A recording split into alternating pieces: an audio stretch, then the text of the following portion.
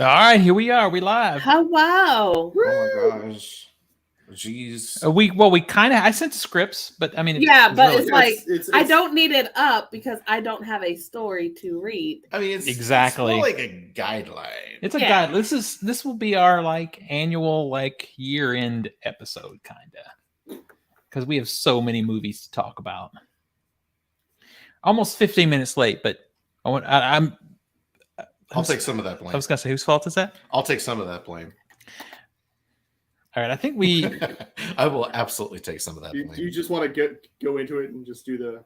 Yeah, we don't need to do intros this time. We'll just start. All right. It's the Culture Smash Cast, episode 612 for December the 21st, 2022. I'm Stephen Lackey, editor of Culture Smash Show. I almost blew it. Nico? Nicholas Qualls, contributor to Culture Smash podcast, webcast. Tina? Tina Qualls, contributor to Culture Smash. We are out of practice. All right, you know what? I have to edit anyway. Let's just start it. Let's just do it over because we're a month away and we're blowing it. A month away. That's what happens. I didn't even get to do my thing. Well, we already fucked it all up. Too bad. We're gonna start. We all did our Zach intros. Exactly. We did our Zach intros. Maybe I'll attach that to the end of the show. Oh, on my fucking phone too. Hey, you might want to mute your fucking phone. All right. Here we go. There we go. I think you good? You good? Hang on. It's not working. I can still hear. There we go. Okay. All right, here we go. It's the Culture Smash Cast, episode 612 for December 21st, 2022. I'm Stephen Lackey, editor of the Culture Smash Cast. Nico? Nicholas Qualls, contributor to the Culture Smash Cast. Tina? Tina Qualls, contributor to the Culture Smash Cast. And Zach.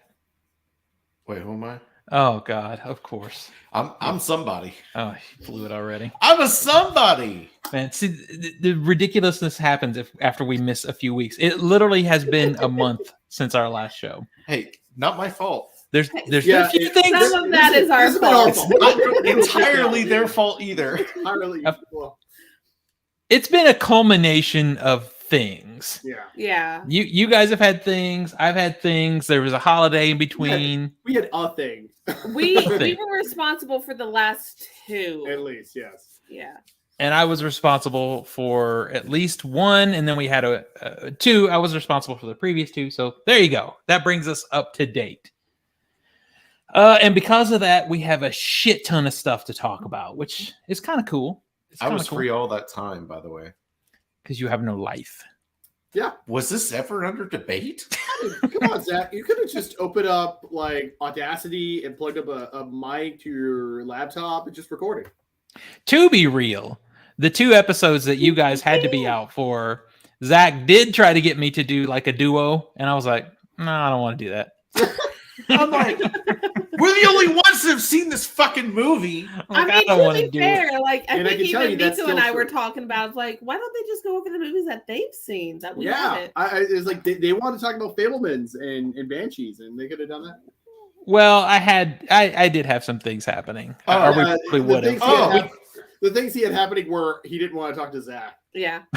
I talk to his ass all the time already. Shit. I don't have to do a show too. I was about to say, you just gonna cut me off there too? We fucking talk daily already, and then we got to sit down for 2 hours to talk about movies again. Because we do it already all the time. All the time. I went into surgery just to avoid talking to Zach. So. Well, damn. You didn't first go into the hospital on Wednesday. You know what I did with my week last week? Not my week, but my Wednesday night last week. I'm listening. So I was like, shit, there ain't no podcast. And I just don't want to go home and do nothing. Poor kid. Yep. I'll tell you what I'll do. I'll go to the casino and play some bingo. So I drive all the way up to the casino, which is with traffic, about an hour. Yeah. I get there. Yeah. It turns out they've added Wednesday nights to their we don't do bingo on those nights. So then I drove my ass home. That's because you randomly text me about bingo, and I'm like, what the fuck is Zach doing? What is he doing? Zach, are you 70 something now. First off, Okay. y'all haven't played bingo at the casino. To be fair, They're going like, in there and not being 70 something with all the 70 somethings that are in there that are really all two of hardcore them? about it. All two of them? There's a lot of older people that play. Yeah, there are older. this is what happens, kids, when you work at a nursing home. That maybe had some. You know what? I will say it was pretty entertaining until all the anxiety kicked in on me. Then that kind of sucked. There's too much anxiety. Prizes are like $850, $1,000. All of a And sudden, someone in the room is going to win. It's like, yeah, sure. I'll take $10 and go play bingo for 2.5 hours. Are you kidding me? Yeah. the last time we went together, we took the free money they give you. They give you a membership card, and that's all we played slots with until it was gone. Yeah. And like you broke even, and I came back with $20, and that was it. Yeah. Main point. Main Should point. you should take it Steven then. I went Exactly. I went Thursday night because I wanted to play some bingo, so I drove up there 2 nights in a row. That's what it was. You text me. I'm like, you're playing bingo? Wow. All right. Yeah. Man, if only you had won $50 or more, you could have gotten a really good deal from Skinny Mixes. That's true. You sure could have. But before we get to that, join us every Wednesday night live on YouTube, Twitch, and Facebook. It's a little funny to say every Wednesday night, considering we just missed a month. But hey, Yeah. usually. And it's also funny in my little ad here that it says 7 p.m. CST when it's usually 7:15. So I probably should update this. But follow us on your favorite platform of choice and join the conversation. Special thanks to Skinny Mixes for supporting the Culture Smash cast. Skinny Mixes are coffee and dessert syrups that are 0 sugar, 0 calorie, and 0 to 2 carbs. Head on over to skinnymixes.com and try some of their syrups, such as white chocolate, salted dark chocolate, salted caramel, and the variety of cocktail mixes they offer, including the margarita, which is my favorite. Use promo code Culturesmash for a 15% discount on your order. And had we been on time, I would have been able to have told you that they have a bunch of special Christmas flavors that would make great holiday gifts, but it's a little late to be ordering that now. Although you could still order them for yourself because they have peppermint and all these other cool things. I think they still have the pumpkin spice going, and they have an apple thing. There's a lot of cranberry too. I love the cranberry water infusion. So go get yourself some Skinny Mixes. It's all good shit. All right. So I'm just going to move on because we got a lot to talk about. This week's box office. Number 10 at the box office is I Heard the Bells. It made almost $311,000. Made $4.9 million in total. I don't even know what this is. I was about to say It's like a Christmas movie or something. I have not heard of this. Yeah, it's number 10. Number 9 is Black Adam. It made $445,000. It made $167 million in total. And regardless of what The Rock's financial team say, it's still not profitable. I gotta admit though, he was right. The hierarchy of the DC universe did change. He was right. It sure did. And boy, we may have to have do a show on the future of the DCU just to be able to talk about some of this because it's fascinating watching everything that's been happening. It's fascinating watching a train wreck too, full of circus animals. To me, I think it's a proper reset, but there's a whole lot more we could say about that. Yeah, I just didn't say that the circus animals were all rabid, so it's kind of justice. Rabid? Yeah, is that a word? Rabid, or is it rabid? Rabid. Rabid. This is why my name says Zach the Dumbass.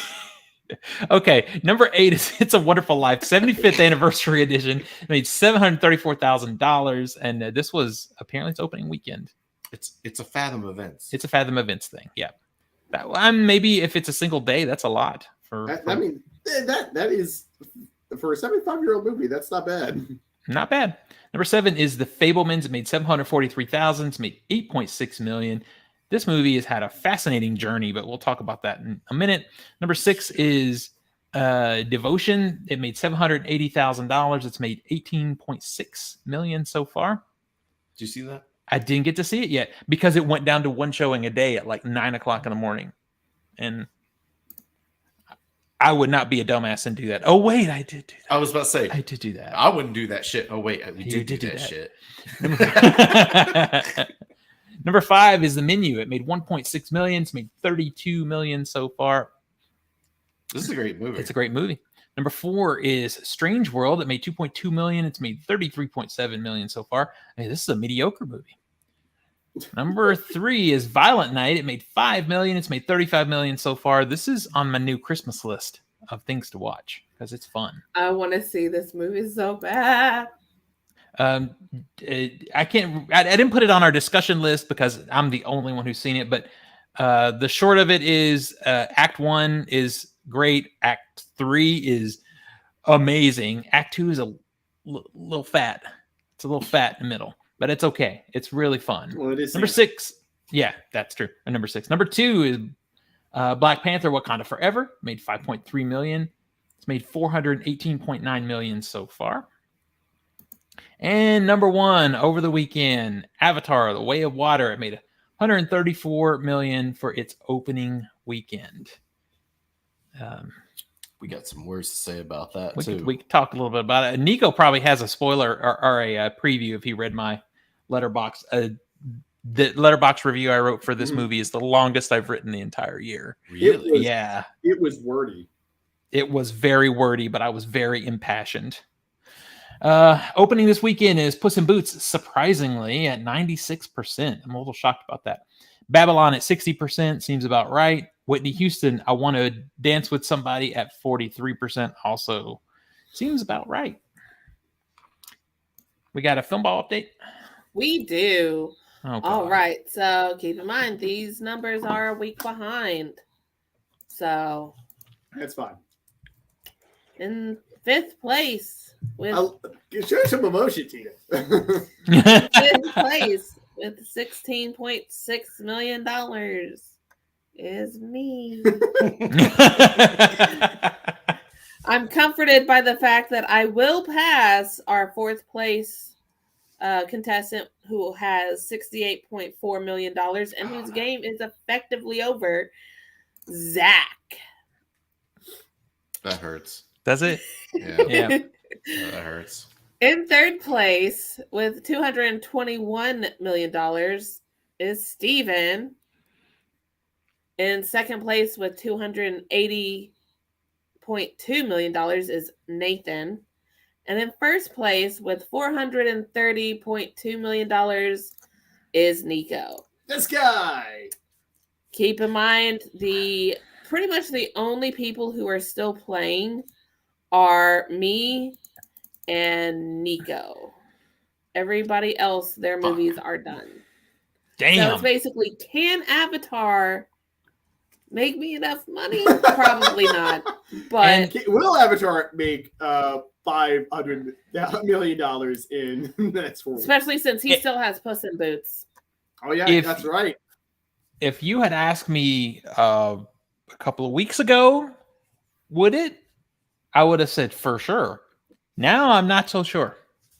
I'm thinking I could probably at least beat Nathan with that $280 million. I might be able to beat him, but the trophy's coming back to the Qualls household one way or the other. Damn it. Are you mad, bro? I'm going to really miss waking up every day and looking at that on my bedside table. You better enjoy it now while it lasts because it's over. I've resigned myself to the fact that I'm screwed. I had no chance of winning. I was just happy that Black Adam made enough money that I got to play for a minute. I want to say at least for you, Zach and Nathan. So Zach's highest performing movie was The Woman King, making $56 million. Damn, that burns. Wow. Steven, yours is very obviously Black Adam with $152 million. And then Nathan's highest performing movie was actually Smile with $87.3 million, followed closely by Halloween Ends with $63.8 million. So, okay. Either way, the damn trophy is going back to the Qualls house. All right, so when we were at Avatar, we did get to see this trailer in a lot of fucking trailers for that 3-hour, 12-minute There movie. really were a lot of trailers, but we got to see this trailer in glorious IMAX. Oh, I'm looking forward to this movie. I like when things go boom. This good news, Good news for you. Yeah, exactly. So this trailer we're going to watch here is not the trailer we saw. It's not. Is that one online? No. I didn't think so. It is not going online.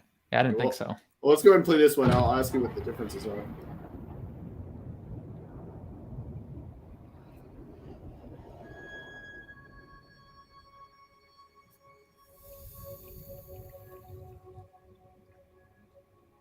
We imagine a future. And our imaginings horrify us.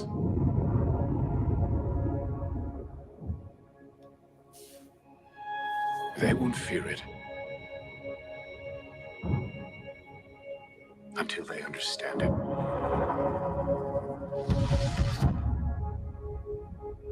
And they won't understand it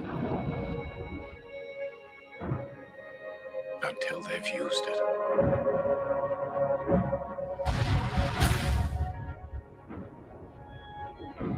Theory will take you only so far.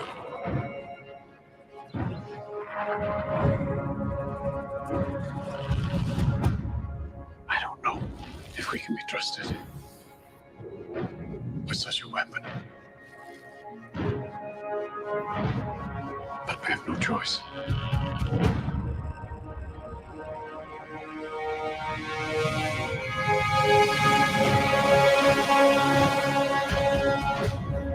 Is anyone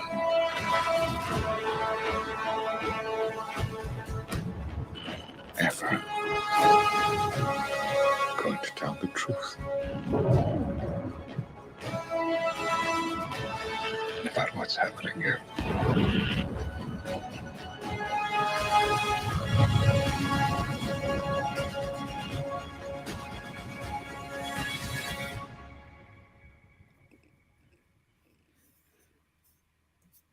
So I kind of know where Zach and I are in this. So I would love to hear where you guys are. Could you tell us what is this? What are the differences in the trailers that you saw? So mainly it's in regards to tone and intensity. This trailer is a little bit slower and it has this almost uplifting feel to it.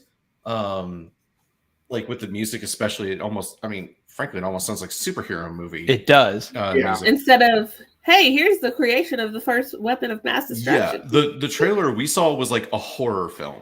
It was definitely really intense. Yes. I would it was have like this preferred ticking that clock, trailer, like, honestly. Almost like rising. The whole trailer's building to this rising, holy shit, we might destroy the world. Well, yeah, you have this whole thing where they're about to test it, and one of the characters asks him, what could happen? And he says, well, if we do it wrong, we could burn the atmosphere.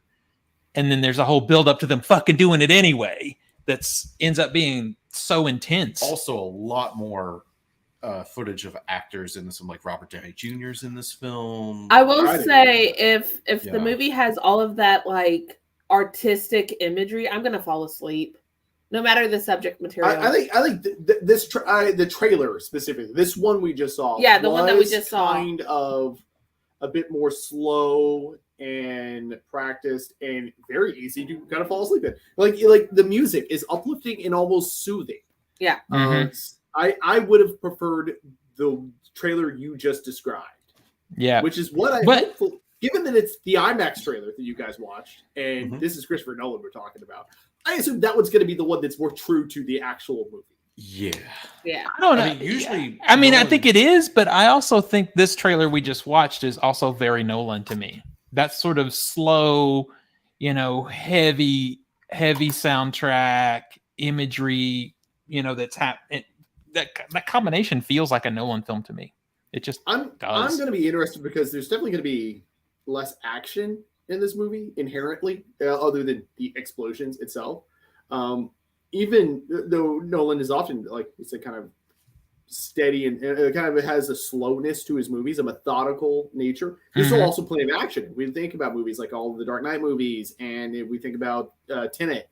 What's the Inception? Like movies are kind of like methodical heist and action movies. I guess Interstellar quite isn't, but I mean there's still a intensity to it.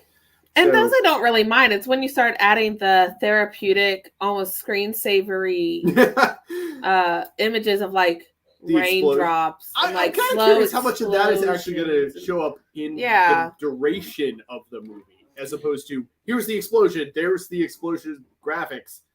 And I think that he is gonna like shoot that nuclear explosion pretty lovingly, because I didn't know this until I just read it the other day, and I texted this guy and he's like, oh, I knew that. It's not a CG explosion. Yeah, it's a real explosion. It's a real. They did it. Yeah. Which doesn't surprise me because it's Nolan. Yeah, of course he did. He probably made a real nuclear bomb and blew it up somewhere. Well, this would be atomic. True. You're right. True, it would be. He built an atomic bomb and blew it up in the New Mexico desert. Because it was cheaper. Little do we know, he also is filming the movie for Fallout, and he just used the same explosion. All at once. It was the same set. We had a weird, like, this is the interactions that Zach have had in regard to these two trailers, though, because when this trailer came out, Zach sent it to me. He's all hyped. He's like, "Look at this! It's here we go!" And I was like, "Okay." I just didn't, because hold on. Let me finish. Let me finish what I'm going to say, because I was like, it's pretty, it's whatever, but I don't care about the story really. It's just not a story that I'm like invested in. So, okay, I'll see it eventually because it's Nolan, but I'm not like hype. And then we see the new trailer and I'm like, okay, all right, maybe I'm getting a little hype. And then you were like, but the story. And I'm like, bitch, this is the reverse of the discussion we just had. That's because, okay, the first trailer that came out was a very bare bones teaser. They came out with Nope in July. Yeah. So, again, if you go rewatch that trailer, it's like a horror movie. That was the one that had the date like separation, like the numbers and shit on it. I thought that was a good teaser. Yeah. I always like his font choices, unlike someone else we're going to talk about. The trailer that you guys described sounds more like a just like a regular, oh, here's this movie coming out.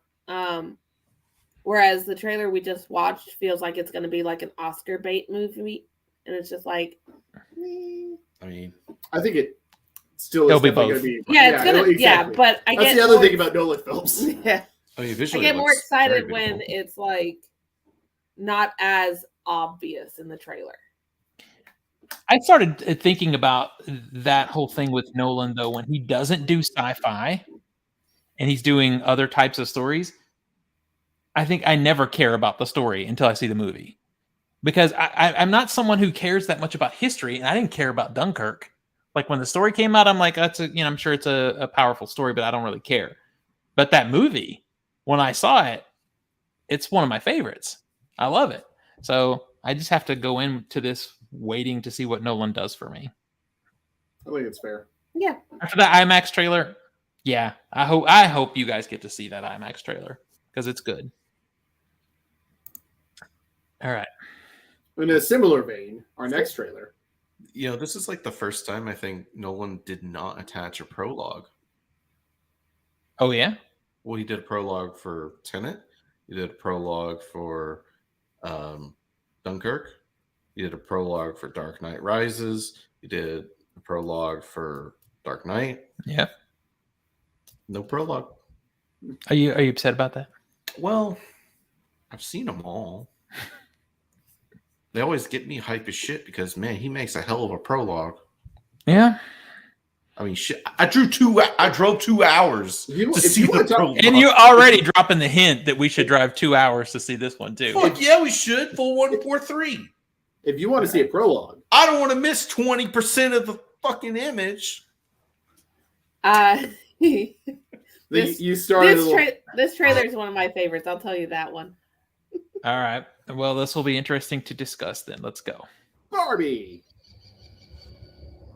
Since the beginning of time, since the first little girl ever existed, there have been dolls. But the dolls were always and forever baby dolls. Until...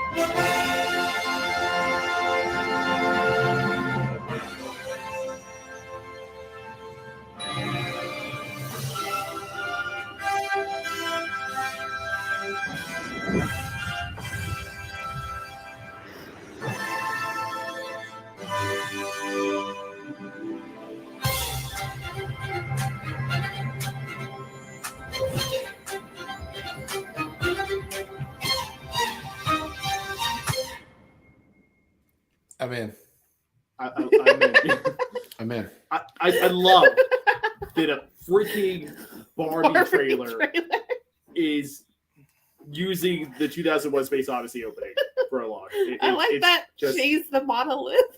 Yeah, and Barbie is the monolith. It's so perfect. It's just great. It's so brilliant. And that little girl who's just staring at her like, it's just like, I'm going to break this doll because F it. Hot take though. I'm in, but I hope that 2001 intro is not in the movie. I don't feel like it is. I feel like it was made for the trailer. I do too. I feel that. I think it is for the trailer. I could see them tacking it into the opening of the movie just because they have it already, but I don't know. I would be fine with it not being in the movie at all. I think it would be great for this just being the trailer. I feel like I'm the only one who's still like not hyped for this movie. I like Greta Gerwig. I like Margot Robbie. Colors. I can't. Look how stupid it looks. Yeah. This is a fun. Let's go to make fun of it and laugh our asses off with the buttery. I really hope it's just as stupid fun as it looks like it's going to be. It could not pull it off, and I wouldn't be surprised if it doesn't. But I really hope it does. That's just my feeling. Is I look at this trailer, and we had a conversation like Zach had put in our little group chat that we have with our friend Dalton, and they were both like hype, and I'm like, God, I want to be hype. I look at this trailer, and that's the weird feeling I get right now. Is I want to be hype, but I guess I don't think there's enough there for me to invest. I was also memeing to where it's like, look at this movie has soul, and I posted a screenshot of Ryan Gosling in the pop colors, and I'm like, you know what's soulless? And then I put the black and white photo of Oppenheimer because they come out the same day. The trailers come out the same day. Yeah, that's going to be a fun back. No, Steven, the movies that is are what being you released need to the do for same your day. Back. Yeah, you better do it. I should do that. But yeah, I want to be hype. Like I love Margot Robbie. But I don't know, and I like Greta Gerwig directing more than actually in things. So I don't know. We'll see. Margot Robbie directs? No, Greta Gerwig. Yeah, I like her directing better than having her in stuff. Okay. So I don't know. Like I just feel like I'm the only one of anybody I know that's like, I need to see more because I don't feel it yet. It looks stupid as shit. Yeah. Okay. Like, hey, if it's a good movie, all right, sweet. But it'll be visually stimulating, I guess. I want it to be for me. You know what I want it to be? I want it to be Barbara and Star go to Vista Del Mar. Hell yeah, I want it to be Barbara and Star go to Vista Del Mar. Because I didn't really care about that movie. I just went to it for the hype, and it was fucking great. Have y'all seen Barbara and Star go to Vista Del Mar? You need to watch. I think it's on It's Hulu. on my list. I remember you guys talking about it and how much fun you had. It is great. It is so great. I just need to find that Blu-ray affordable, and it will be added. It's a 4K. Then I need to find that affordable. 4K came out. Because I'll add it to the collection because that's the kind of movie that's great for just being great, but also a great movie that you can share with your family and shit, and everybody has a good time. It's $16. I need it to be like $10. That's what I need. Okay, I can see that. Yeah, I need it to be 10 because it's not like I'm going to pull it out all the time because it's, but I would love to have it in the collection to be able to share with people. All right. So before we talk about this one, we have to talk about something else related to this one. The best trailer we have seen in the past 4 months. So in front of Avatar in the IMAX, there is and I know, Tina, I think you check out on these, don't you? You don't really care about these Mission Impossible I have movies. never seen a single Mission Impossible. Bruh. So there is an IMAX behind the scenes preview of this movie in front of Avatar, and basically day one of shooting, they had built a giant ramp going out over a canyon, and fucking the director and Tom Cruise are standing on the front of that ramp looking into the canyon, plotting their shot. And then they go, and this is not any kind of spoiler because it's literally a behind the scenes thing. I would bet you this is the opening scene of the movie. I'm totally fine with it because it I mean, it makes sense. Like the hanging off the plane was the opening scene of exactly whichever one that one was. He gets on this motorcycle, and they're filming the shit out of it. They got a drone, they got a helicopter, they got cameras everywhere. He rides off the ramp, jumps for real, no CGI bullshit. No wires. Jumps off the ramp over into the canyon, lets go of the motorcycle, and parachutes down. At the end of the shot, he comes back and they're like, "Did you get it?" And they're like, "Yeah, it looked great." He's like, I think I could hold the motorcycle a little longer. Cut. I was like, I want to see that movie. There was a I think it was for Top Gun Maverick coming to Paramount Plus. Tom Cruise and I'm blanking on the director's name for Mission Impossible. Christopher McQuarrie. Yeah, McQuarrie. Are doing another one of Tom Cruise's. You'll see at the movies, and he's hanging out of an airplane.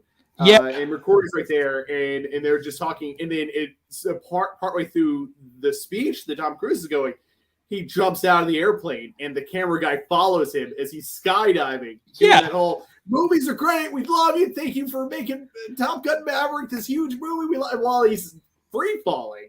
Yeah, it's like we'll see you at the movies. And I'm like, God, this is why I like Tom Cruise. Okay, so. I don't know. Maybe it's the whole believing in aliens thing that makes him know all the crazy stuff. Dude. Okay, so that's reasonable.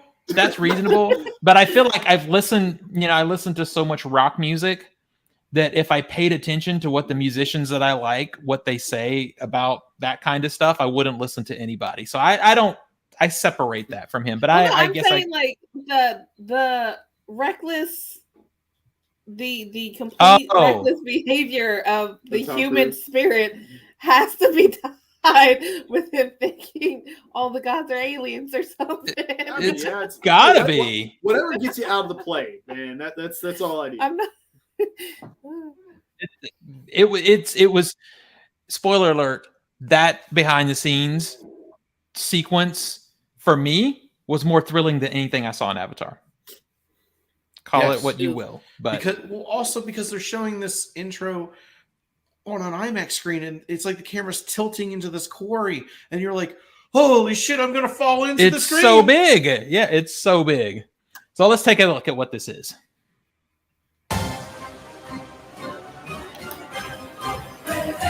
That's a long title.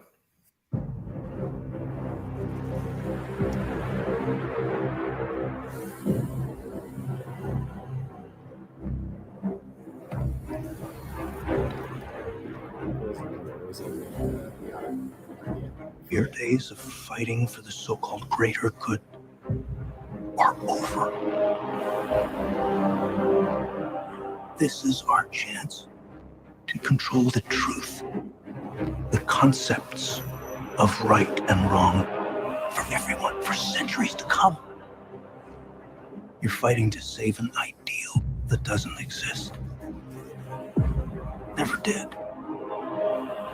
You need to pick a side.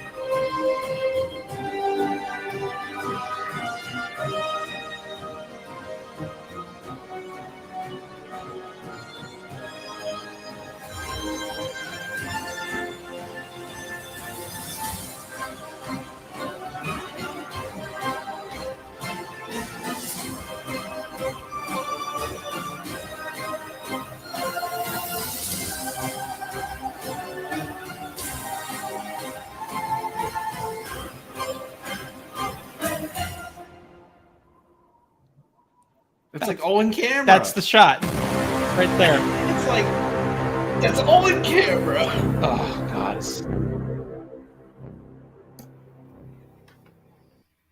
I mean, so you got practical action pieces and Rose the Hat. What else do you want?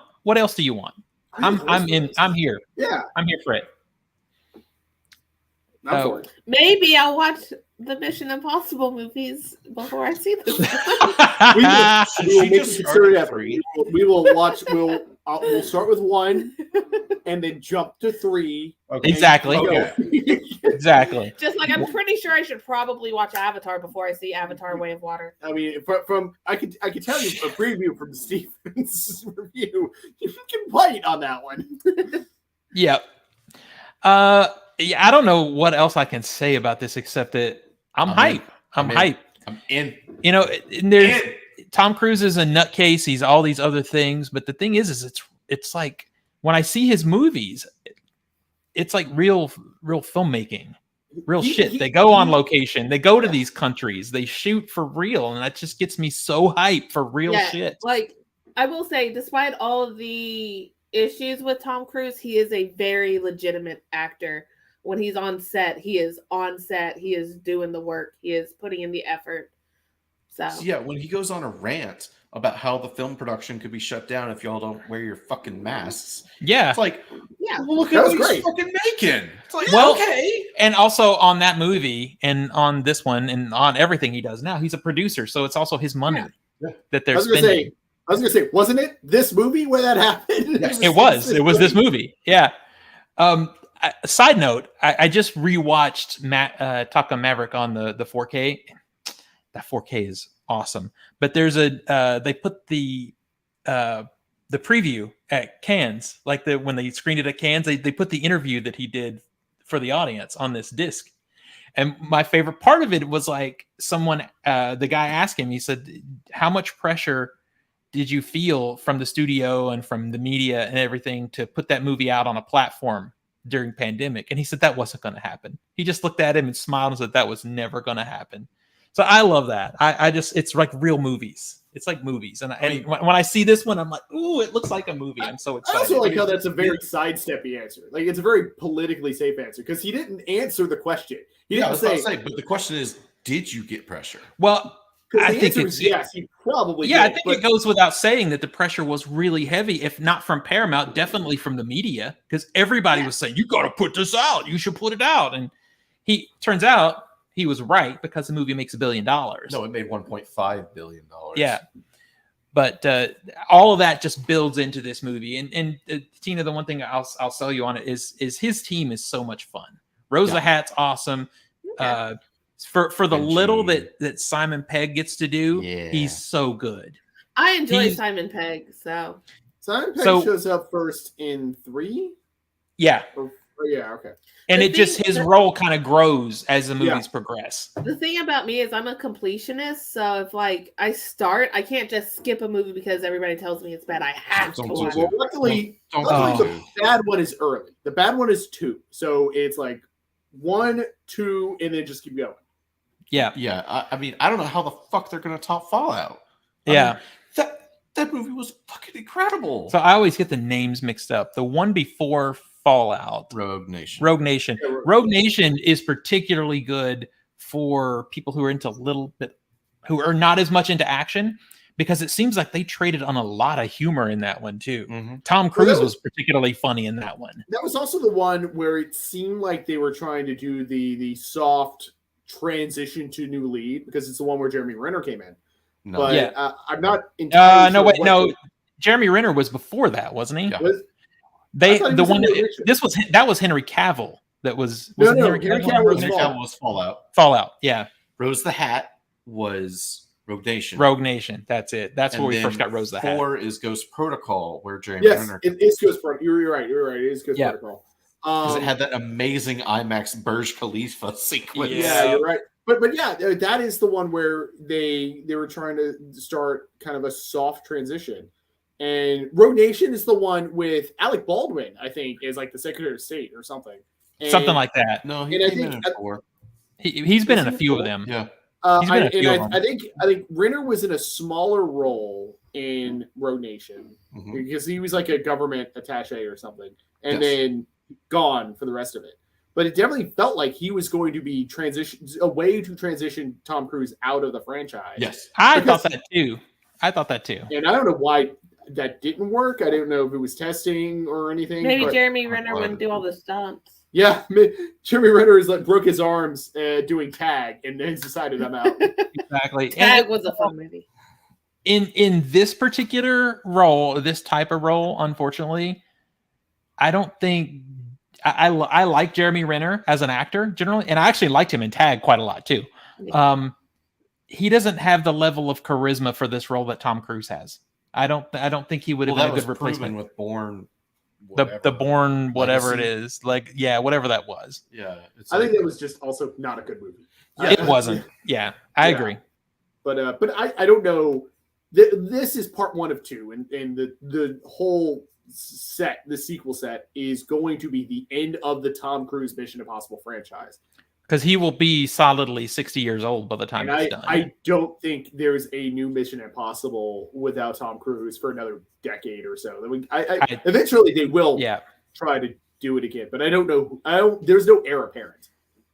I agree. Maybe they just restart the whole thing with someone younger. Yeah. Yeah. All right.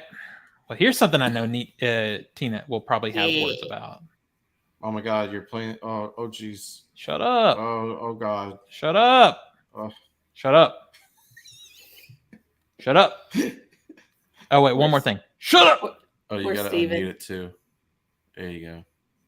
There you go. Boy, I'll be struggling. And I'm not struggling because of the technology. I'm struggling because I'm so sad.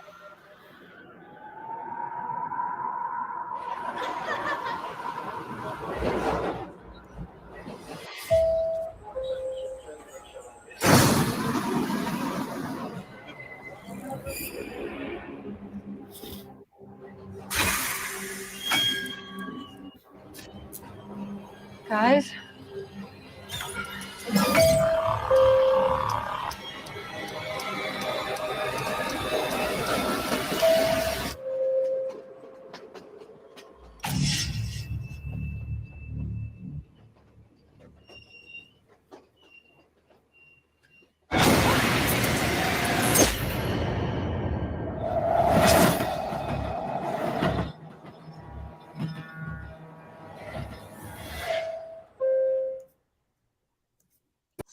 All right. Sorry, I fell asleep there. What happened? I think Tina should start on this one. Bold of them to go after Wednesday fucking Addams. I'm just saying. I was kind of more interested in the logo design, about how they slashed the M to make the 6. That says a lot about your interest in the movie. Yeah, I mean, what was it? Which Friday the 13th did they go to Manhattan? 8. Oh, yeah. Damn. Yep. I mean, I'll just be honest. It's a Scream movie. I'm gonna see it. I just need to see some hack and slash. So it's gonna be really interesting to see the franchise move beyond the regular characters finally. I will say I was tired of seeing Neve Campbell and David Arquette and all that. Like, they're done. I wasn't really. It's not that I was tired of seeing those characters. It's just since the franchise chose to stick with them for this long, they are an integral part of the series now. It's like, honestly, if let's say you do a Halloween movie without Jamie Lee Curtis, which you could do and has been done, but it is not necessarily on its own bad. It's just odd. Well, here's the thing with that. Okay, for Halloween, it's always Michael Myers. It's always Michael Myers. Ghostface is a different killer each time. It's a different person behind the mask. At some point, they're going to give up on fucking Sidney Prescott, right? Because hello. But that's going back to Michael Myers, going back to Halloween. The connecting thread is that it's always Michael Myers. The connecting thread to the Scream franchise is it's always after Sidney Prescott. Yeah, but at some point, you just got to wise up and be like, dude, she's killed every person who's come up against her. I'm not going to fuck with that. I agree. It's fine to bring in new characters. I just think it's doing it late. Yeah, I think it should have been done before. It honestly should have been done in the last movie, if not the movie before that. Scream 4 was a solid capstone to the Sidney Prescott story. Especially with that line, "Don't fuck with the original." That should have been like her ending. And then 5 happened. It should have been whole new cast. But yeah. But I like Jenna Ortega, and I'm interested in seeing her in a lot more stuff. So I like her too. But I feel like Scream, the sort of connective tissue to Scream outside of what you were just saying is Woodsboro, and they're leaving, and we haven't seen that work too well for other franchises. It didn't work for Friday the 13th for sure. Well, the last time that they left, you don't like Jason. I was gonna say the last time that they left Westboro was Scream 3, and that one was. I'll just leave that at that. Jason is a great movie. Hey, how about Jason in space? I was gonna reference Jason X next. Is the other time is Jason X, and it's like Jason movies. He's not in Crystal Lake anymore. So Freddy vs. Jason. Yeah. I don't know. I actually just thought the previous movie was kind of mediocre. Like, I appreciated some of the violence because it really did amp it up a little bit. But I don't know. I have to wonder with this little bit of teaser, I have to wonder how much they're deriving from the success of like the Scream series with how it's like different settings and stuff. So I don't know. I think the thing that Scream works really well on is manipulation of communications. Like that was always the thing in like the first Scream movie is like the killer's inside the house. It's coming from inside the house. Right. And that kind of, calling you on your cell phone, you don't know where I'm at and that kind of thing. So there were some gimmicks that I think worked well in the last movie, not in the overall movie, but like dealing with smart house technology and things like that. Like that I feel like is kind of when Scream is really good, when it makes you doubt everything around you. And Scream is one of the better franchises to keep more up to date, just because the killer is going to be a different person each time. Well, it always gives you a chance to doubt the technology you have at the time. Like your cordless phones at home, caller ID, cell phones that were used to great success by the Ghostface in those first movies. I think worked well. I'm glad it's moving away from Sidney Prescott and company. It's just I wonder if it's going to do well, just because that's what it's been a crunch. Also, for me, I like Jenna Ortega. Also, I thought she was well. It's funny because there's all this hype around Jenna Ortega, and for me, she did like one good thing. I liked her in X. I actually didn't like her in the previous. Oh shit!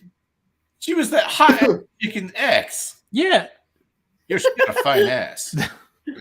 Okay, what, you're just remembering that? Yes. I'm like, wait, this is the chick. I'm like, she did one good movie, and she was in Scream, and I thought I actually remember saying to Zach, I didn't like her. Like I thought she was boring, but I didn't put the blame on her. I felt like it was in the direction. 100%. Yeah, so maybe this one will be better because they give her a chance to do her thing. Yeah. You know? So, I don't know. Plus, I mean, I have mad respect for anybody who can master the Kubrick stare. So. Well. Man, she needs some work on it then. So, you guys watched Wednesday? Mm-hmm. Tina more and I, but yeah, generally. Okay, well, quick aside, what did you guys think of it? I need to watch the last 4 episodes. I'm at the part where it's like Parents' Day, but so far I'm enjoying it.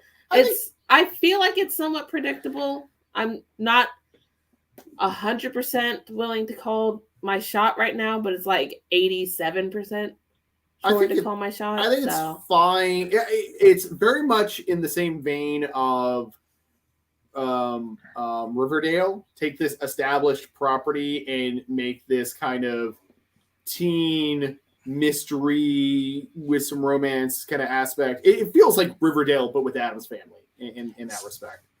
See, I think this is Tim Burton finally getting his magical school of kids because he's wanted to do this. He did this once with Miss Peregrine's School of Gifted Children or whatever, and that was dog shit. Dog shit, but it wasn't good. It wasn't good. The problem I had with Wednesday, for me, it's just fine. Like I didn't hate it, but I also didn't love it because the thing that makes Wednesday so funny and so interesting is when she's the weird one in the room. And they literally in episode And then they have that shitty intro sequence that's so overdone now. We walk her through the school and we say, here's the vampires, here's the sirens, here's the... I hate that. I hate that. And it, as the show progresses, it becomes more Harry Potter and less Wednesday. And that makes me sad. Fair. That's the other thing too that I find weird about it. I forget what they call the difference between like the people of the school and the normies, I guess. But they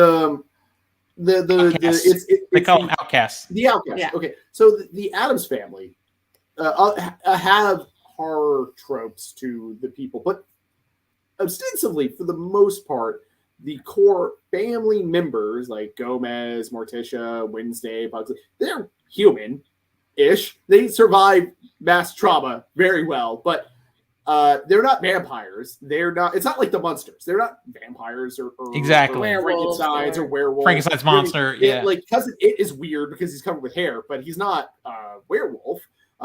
Sure, Thing is a hand, but it's a human hand. It's not. It's the closest thing. Lurch is almost a Frankenstein-esque thing, but they don't really go into that. So it's kind of weird that they are going into Wednesday is at the school with horror creatures, when she herself isn't really a horror creature outside of this new vision ability that she has, which is kind of that she apparently inherited from her mother. And it's just weird how no one else in the school is as normal as Wednesday Addams.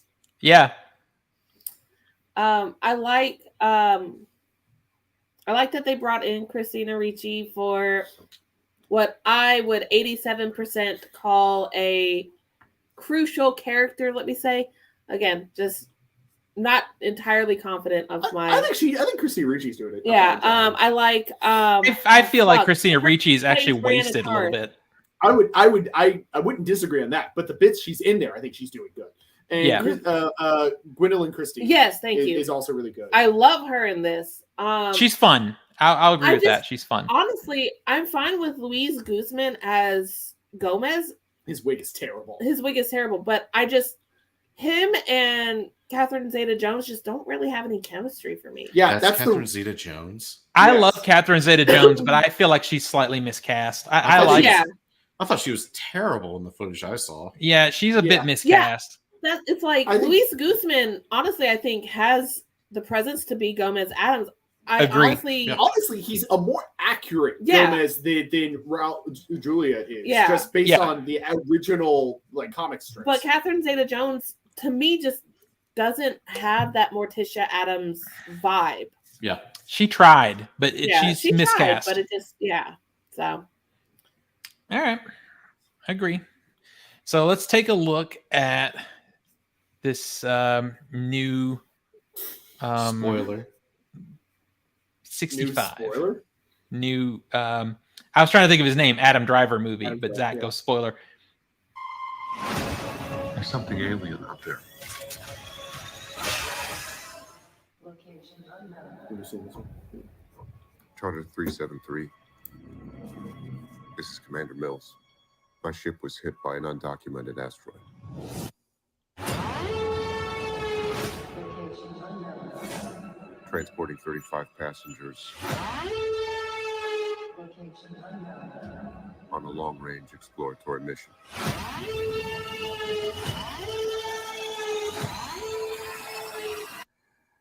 Send help.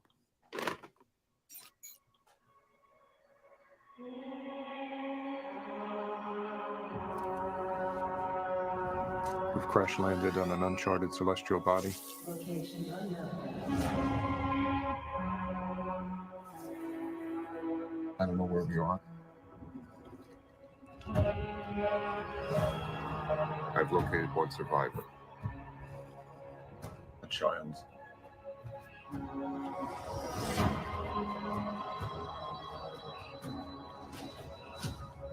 The atmosphere is breathable. There's something alien out there.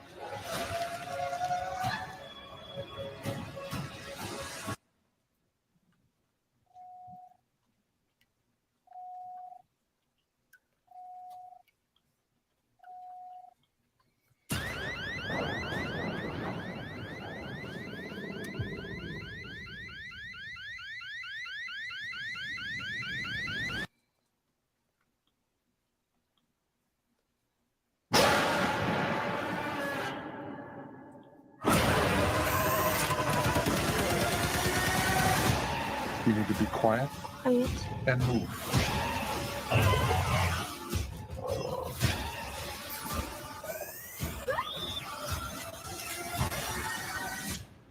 You and I are going to get home. Oh, finally. Ready?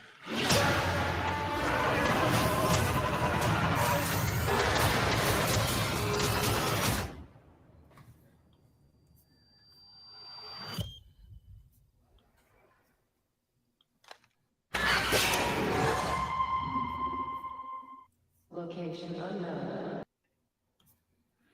All right, Zach. I know you have a hot take about this trailer. Go Yeah, ahead. it shows way too fucking much.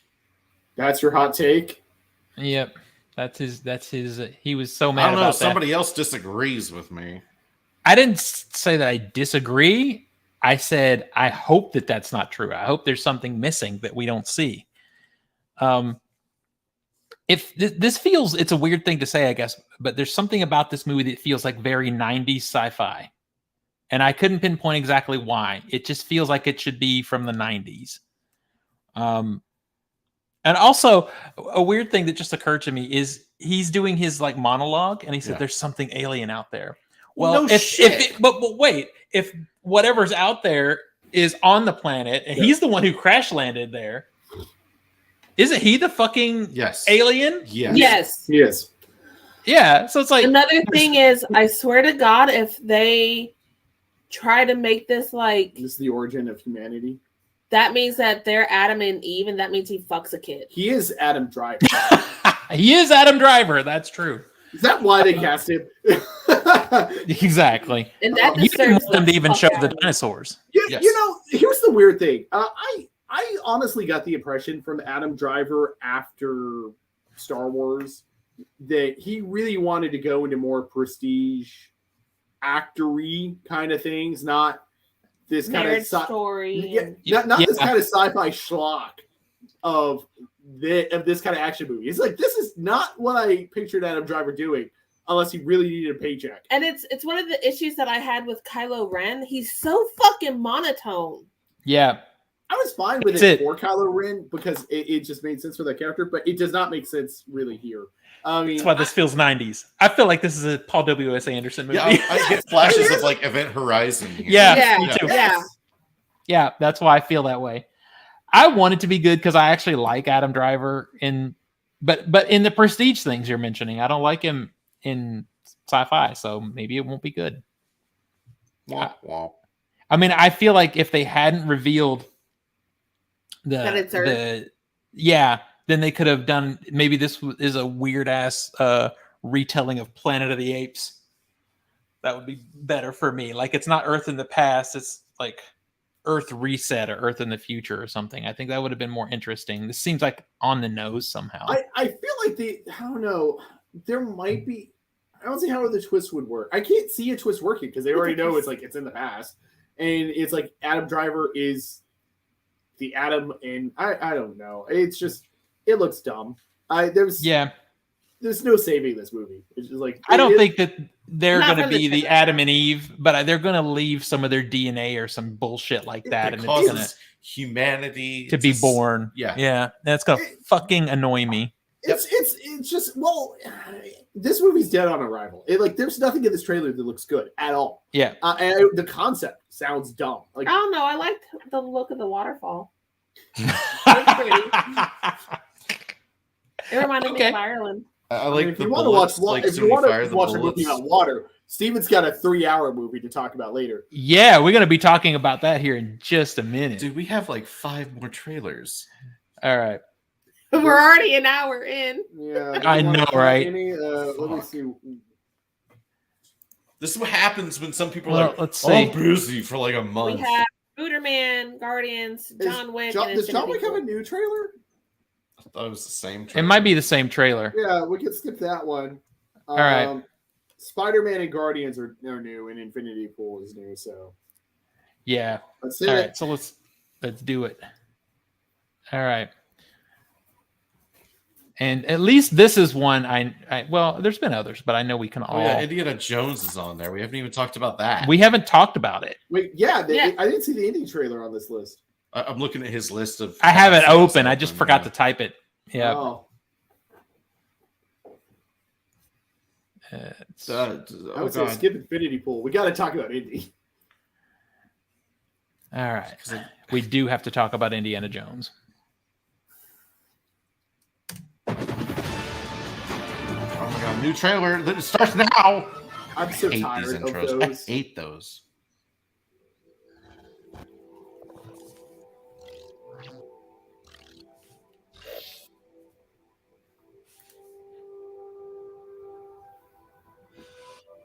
I can hear you being quiet, Mom. I hope I didn't ice your game, man. No one my age says those words in that order. It's just hard to see my little man not being my little boy all the time. Yeah. You know, for years I've been taking care of this little boy.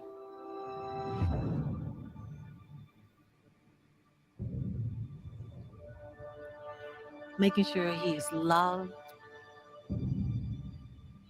that he feels like he belongs wherever he wants to be. He wants to go out into the world and do great big things. Not bad, kid.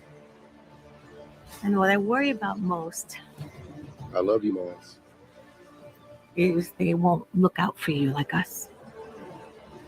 Miles! Want to get out of here?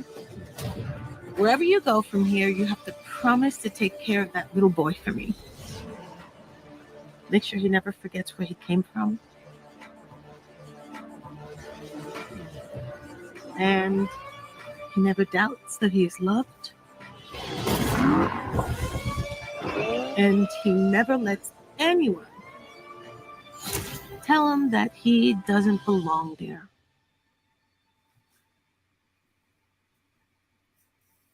You gotta promise, Miles. I promise.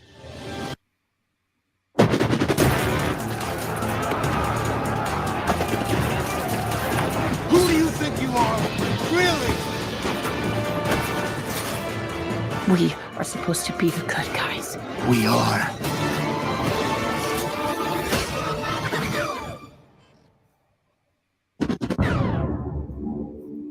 Hell yeah. When you guys were talking about Barbie and you were like, oh, the colors. Give me this. That's the colors, baby, right there. I am looking forward to these colors. I'm so looking forward to this movie.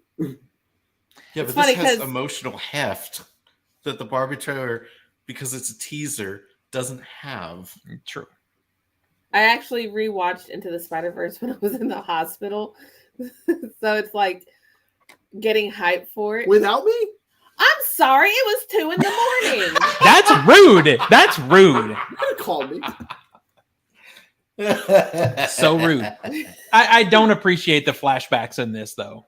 I want all new footage. I kind of get it for the first trailer. I think it's fine to catch people back up, especially if you're hoping to get people who haven't seen the original one yet. And I think the trailer 2 should not have this, and I hope movie does not have this. Yeah. But I'm really looking forward to this, especially when the first movie ended. It had that post-credit scene with Spidey 2099, Oscar Isaac voicing it, and I was just like, "What? This is great!" And then he goes back, and it's like the Spider-Man meme of them pointing at each other. But you also have this one. You see so many different Spider-Man, and there's one of the movie posters that's already been released at the same time as the trailer. Has Spider-Punk. Has what? Spider-Punk. Yes, Spider-Punk's in it. So many of the different alternate universe Spider-Man, several ones that have been established already, and then new ones in here too. I'm just so excited about this because I fucking love Spider-Man and everything Spider-Man. And these the first one and this one looks like it too. That monologue from his mom, and that their like interaction, they're really nailing the Miles Morales vibe. To me, it feels like off not just the animation, but just the vibe of the characters just feels like from the comics. I think that whole concept of like she's talking to him about I want that man that you are being, not to forget who you are, and in that struggle that Miles has with I am Spider-Man. I am my own Spider-Man. I have to define who I am, but still be Spider-Man. I think works really well. I'm looking forward to this movie. Yeah, it's super high. Plus, I mean, come on, it's going to be another awesome soundtrack. You know it. Yeah, that too. That soundtrack is great. Well, it's not really my jam, but in the context of the movie, it should be really great. Yeah, because it was for the first one. It's one of my most anticipated movies for next year. There's really no way around that. Yeah. Do you think Nico would kill me if I got Spider-Man in the film ball again? No, would be you were glorious. the mother of my child. I would never murder you until she's 18.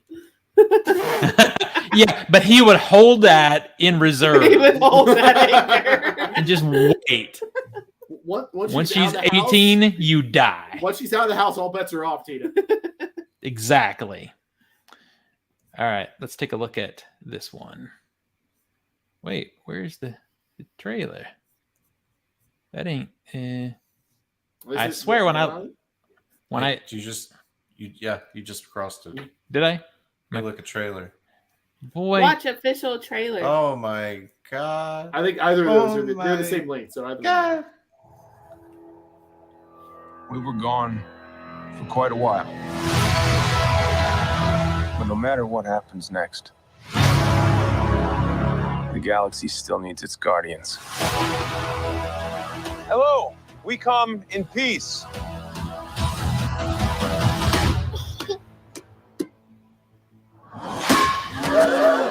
Come on, Drax. Seriously, dude? No! Ow! Hey!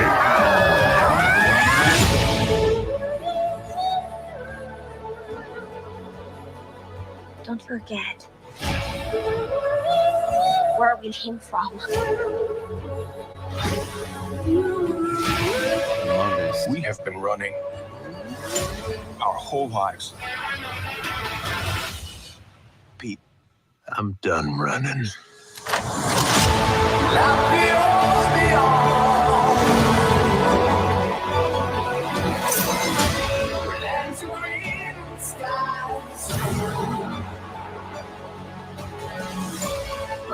We'll all fly away together. One last time. Into the forever. That beautiful sky. We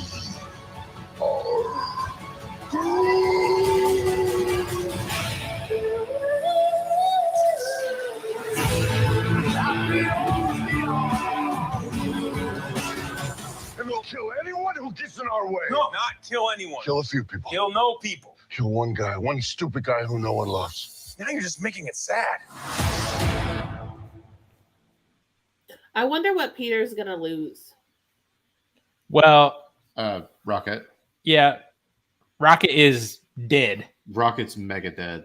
Well, I mean, I don't know if it's gonna be Rocket. I mean, I'm sure Rocket's gonna die, but like in each of the third movie of the acts for like each, they lose something that's integral to them. Like Cap loses his shield, Thor loses his hammer, Iron Man loses the thingy. Here's the thing I think about it though. James Gunn has been pretty on the record of, I don't know if this is necessarily going to be the end of these characters per se, because Marvel Studios owns these characters and may still try to keep the actors on board. But James Gunn is like, this is the end of my Guardian story. This is the end of this team story. I'm ending this. And Dave Bautista has also been on the record of, I'm done after this. I'm out. I wouldn't be surprised if like half the Guardians are dead.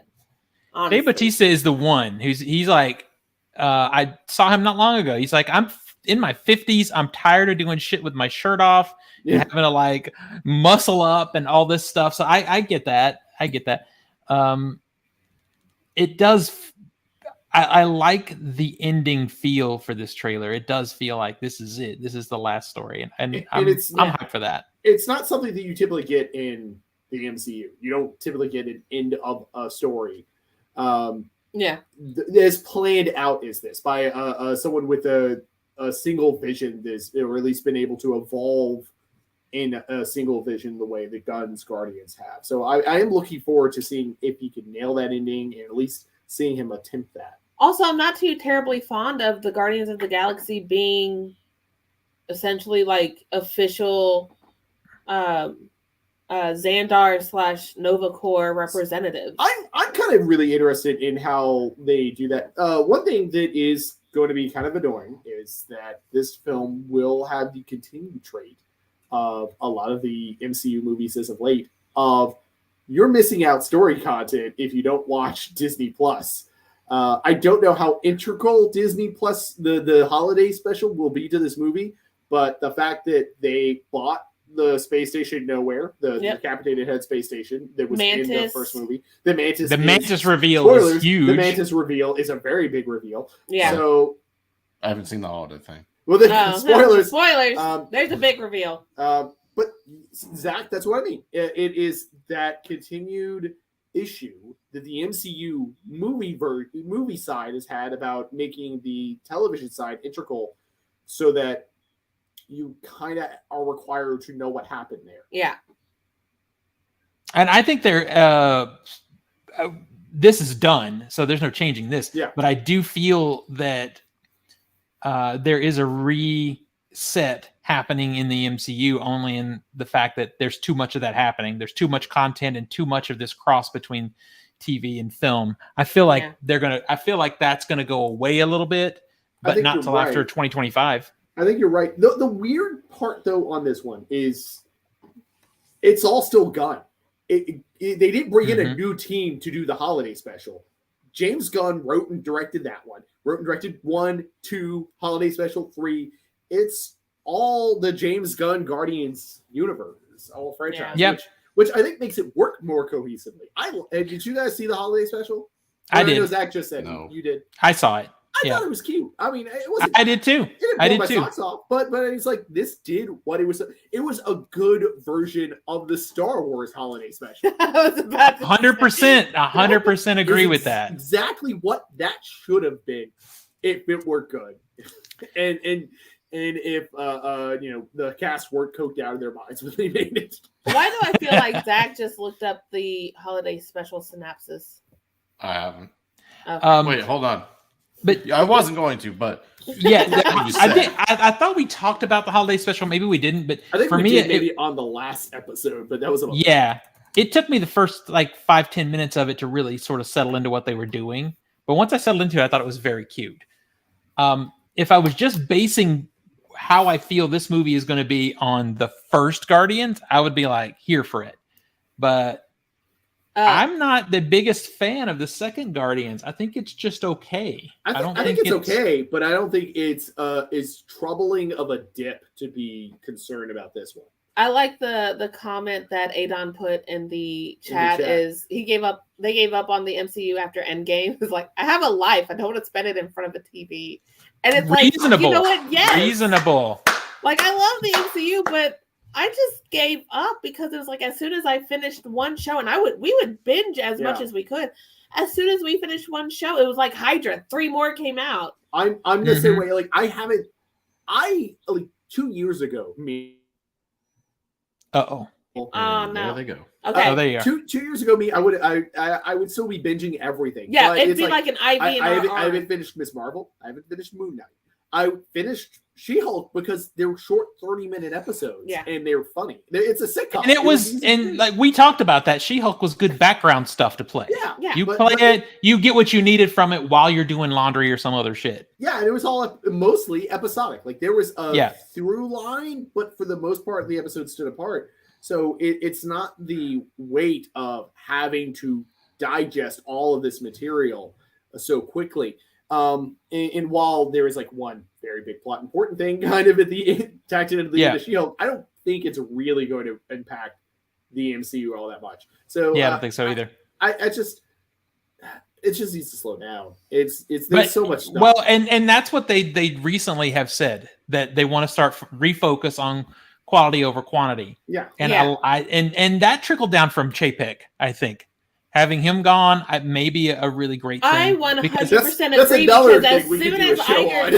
as soon as Iger came in, like it was like 2 days later, they're like, "Hey, we're revamping or we're rescheduling some of the MCU stuff," and I'm like, "Yep, oh, that was a high up decision there." That is an entirely other thing we can make a whole show on. Is the Disney top change. Yeah, it's for sure something we should revisit for the first of the year because that thing is ongoing. Yeah, you know, and that's spreading beyond the MCU into what's happening with the theme parks and everything. And I think it's smart because Disney was overall and all their stuff, not just one part of it, everything was fucking up because Chapek was just looking at the checks on a lot of aspects. Yeah, and not as much financially, but definitely quality wise. Yeah, everything was dipping. So, but I agree with Adon also. I'm such a hardcore Marvel guy. I grew up on all these comics, and I still like I like now I go through wearing a Spider-Man t-shirt. Yes. And I go through periods where I just soak in comics and then I might not touch a comic for a year and then I come back. So you would think I would be all about this, but the quality has gotten so bad for most of it. Everything after Endgame has been very middling. As much as I love Sam Raimi, even Multiverse of Madness was still join me middling. Join me. I like it better than you. The best thing that happened after Endgame was the Hawkeye series. Agree. I agree with that. Like even including No Way Home, it's like I agree with that. For me, it was the Hawkeye series. I would go with No Way Home, but I would not. I think that's a fine opinion to have. I like the Hawkeye series a lot. I think that's probably fair. I like She-Hulk a lot too, but it's its own kind of thing. The quality has been uneven, even when there's stuff I like. Like I like parts. I like a good bit of Doctor Strange. I like a good solid 70% of Doctor Strange. I like the first act of Shang-Chi. I don't really like any of Shang-Chi, to be honest. I could go with the first act, but I think pretty much Shang-Chi falls apart once they meet Trevor. Once they meet Trevor and he stays with the cast, it's downhill from there. Yeah. But we should probably get going because we're at an hour 20. Exactly. And let's talk about something that's not Marvel. How about that? We're still going to be at the Disney bandwagon here. We really are. We're still on the mouse. I miss the desert.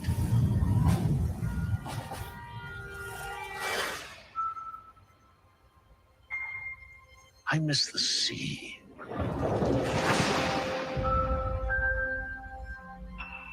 And I miss waking up every morning, wondering what wonderful adventure the new day will bring to us. Those days have come and gone. Perhaps not. I don't believe in magic. But a few times in my life, I've seen things I can't explain.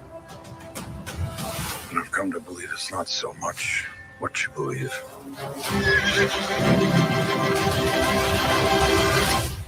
It's how hard you believe it.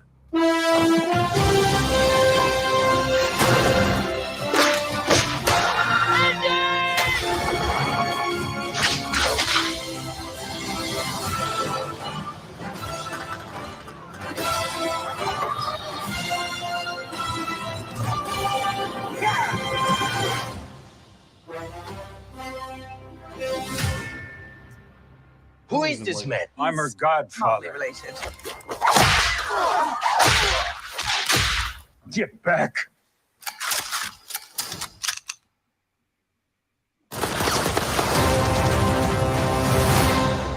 don't even like the font they used to say Indiana Jones. I didn't like that either. I don't believe in magic, but I do believe in aliens because my son and I had an adventure. That line is incredibly hard to buy. It's like we have just seen.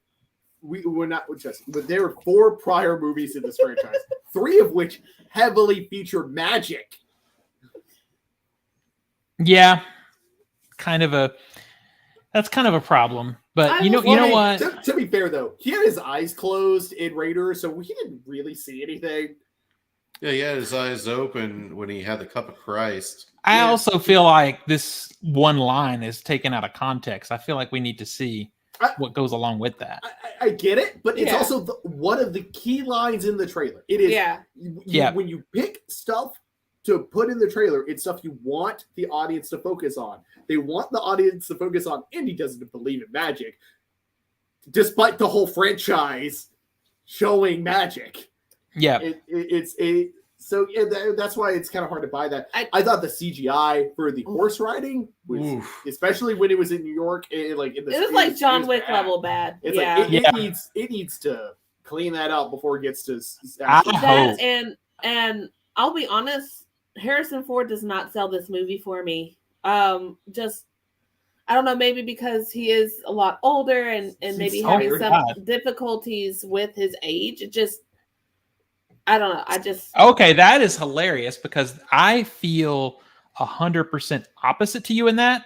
If you look at Harrison Ford in Crystal Skull versus Harrison Ford in this one, I was looking at it the other day thinking, how the hell does he look more and seem more spry and with it in this movie than in the previous movie? I need to do that. I need to look at Crystal Skull trailer versus look at it because I swear he looks just like his speech patterns. It just feels like he's just I don't know. It just kind of not really phoning it in, but like tired. I think I kind of understand that, but I'm kind of in the middle of you guys. I'm fine with Harrison Ford in this movie. I'm fine with him being old. I don't like I understand why they're doing it, but I don't like how the first half of this trailer is doing that whole our better days are behind us. In Sala, John Rhys Davis' character is like, one last adventure, Indy. And it's like, I'm tired, but okay.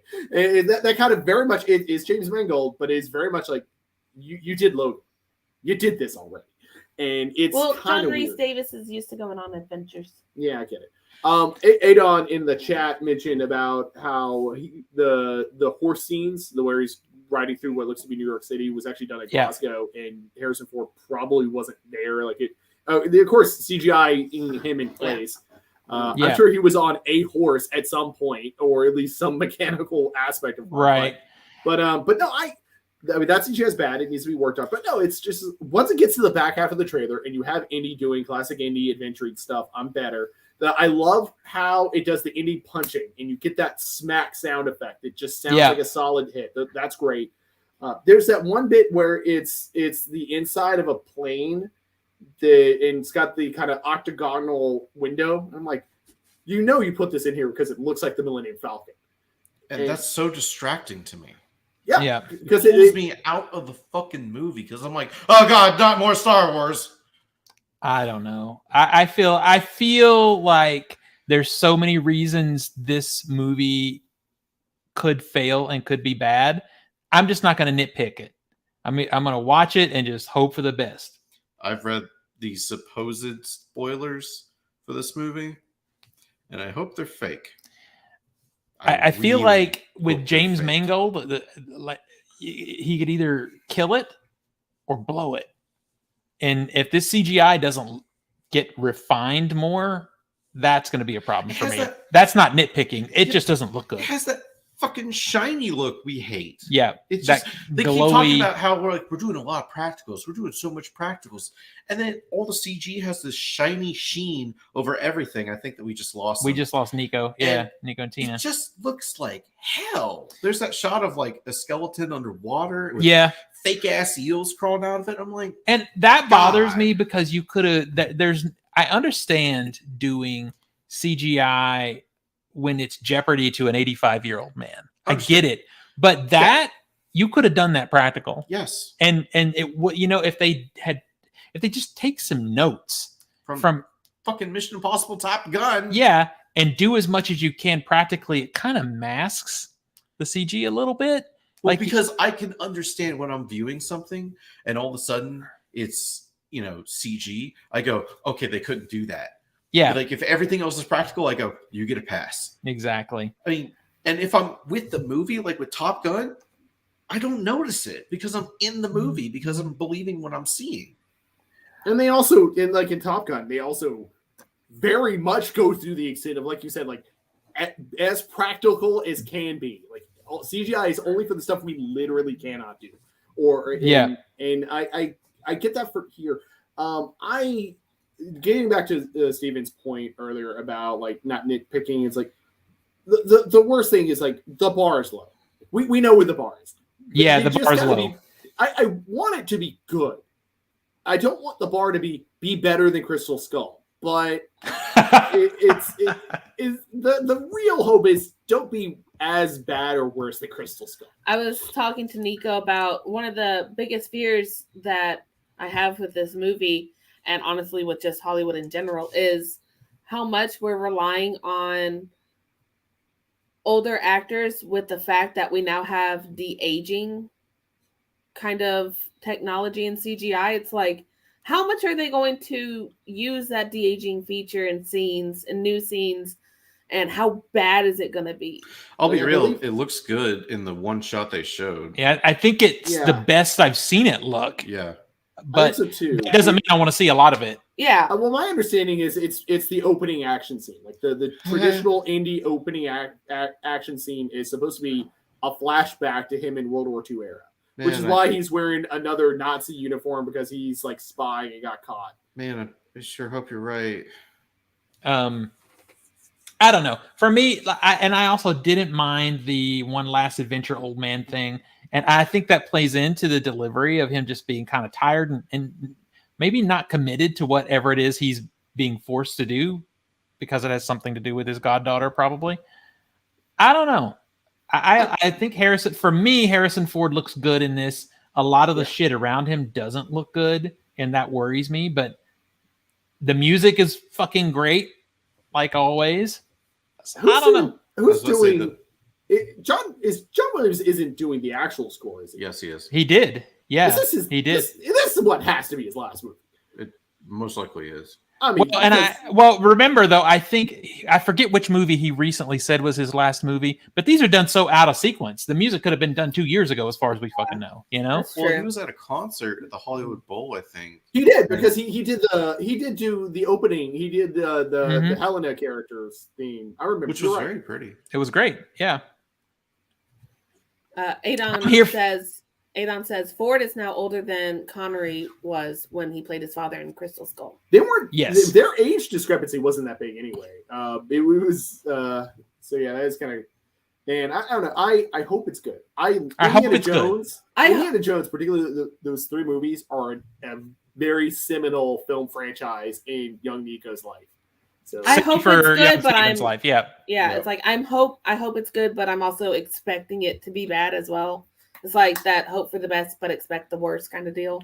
Yeah. So. And that look of it, that shot in a studio with green screen look, and some of those scenes, I just keep thinking, man, it's just been so Disney-fied.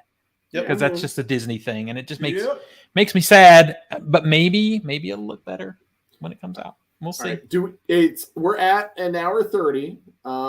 We are not talking about all of these movies. How about this? We can briefly go over at least three of them. We did one. We need to at least go over one of them because we teased it very heavily, Steve. Yes, agree. And I think that's probably what we should do, because it is very topical. And that is Avatar: The Way of Water. That's the one you're talking about, correct? Because we did talk about that one. I was talking about the Banshees of Inisherin. Oh, were you? Okay. Yeah, we could do that too. Yeah, Banshees. We could probably actually go in depth with next week because it's now streaming. So yeah, you guys need to. Well, and we're going to be doing our top 10 list, and that's a little preview for what's coming after the holidays. Is we'll be doing our top 10s for the year, and you guys need to watch it as. Oh, shit, no, we really. It is on HBO Max. Yeah. Yeah, it just came out. Huh. Yep. So Avatar: The Way of Water. Before I say my kind of piece on this, I want to talk about the first one, because I was always a defender of the first one, knowing that the script wasn't good, but the cinematic experience was always so important to me because it was such a groundbreaking experience in the theater. And it was one of those situations where I know it's a bad script, but that immersive experience was something I had never had before. And now all these years later, we haven't had since. Even now, that first Avatar movie is more immersive, and the CGI is better in that type of movie than anything we've seen since. I think we've had some moments of stuff. The re-release came out a few months ago. I went and got wrapped up in it all over again. Yeah, it's the poster child for IMAX 3D experience. So you would think going into the sequel, I would expect the script to probably be bad, but be okay with it because the experience is so beautiful and so immersive. Well, let me tell you, Steven. Let me tell you what it's not. It's beautiful and immersive? Nope. It is in moments, but that's the thing about the first movie is from opening credits to closing credits, it was stunning. This movie has these moments where it's about water. And we're not going to spoil it because it hasn't been out long enough, I feel, for us to spoil it because people are still seeing it. I mean, there's not much to spoil. But the breaking of the surface of the water when they jump in, when I'm looking at that surface, I was thinking about the 4K experience we had for Jaws and that opening scene where that water just looked like glass. Yeah. The water looked the same almost. And that stuff is gorgeous. But then more than half of this movie is presented in high frame rate, 48 FPS. And if you don't know what we're talking about, you probably do. If you've seen The Hobbit, you know what we're talking about. Well, if you went and saw The Hobbit in the theater, you would know what we're talking. Special screenings, which, by the way, back then theaters had to upgrade their projectors, which cost them money to project it that way. So now we're finally, kind of using it.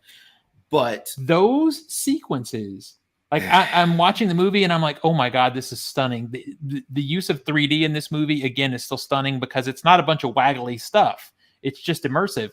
And then it goes to 48 and I'm like, ooh, Gears of War. We're playing a video game. That's exactly what I thought. I'm like, ooh. I'm the guy that plays video games all the time. I'm the guy that's like, man, HFR could be something cool. No. And it looks like a fucking video game. It does. It looks like a video game. Now, so I'm not taken by the immersive feel of it. So now I'm paying attention to the script, to the plot. Well, it's also you're being taken in and out because it's not just like the train attack sequence is going to be in 48 frames or the finale is going to be in 48 frames. It's like random shots are just in 48 or just 24. Just characters chilling. And it's in 48. It'll be 24 frames a second. They're chilling around a lab, and then somebody goes to grab something, and it's a shot of them grabbing, I don't know, a piece of paper or something. And that shot is in 48 frames a second. And then we're back. That would be jarring as fuck. Yes, it is jarring, and there's some. It's the opposite happens too, to where everything's in 48, and they'll go to 24, then back, and you're like, what the fuck? And there's some times in it where I think we were discussing this, where it tends to have this shutter effect because the actual presentation you're watching is struggling to jump to do that recovery back and forth. No. So what?